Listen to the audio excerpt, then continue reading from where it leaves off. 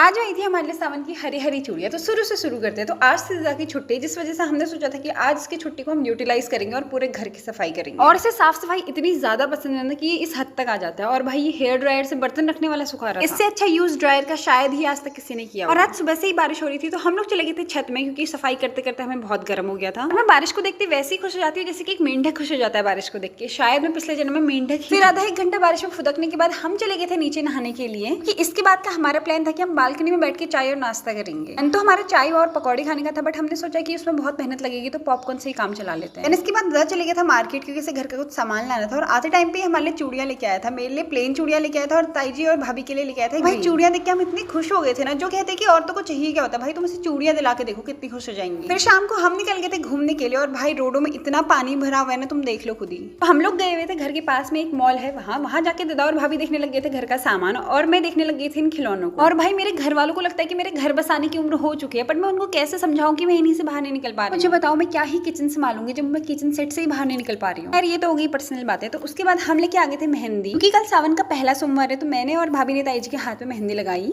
Last में मैंने अपने हाथ पे भी मेहंदी लगाई। और बताओ ताई जी की मेहंदी कैसी लग रही है और मेरी कैसी लग रही है।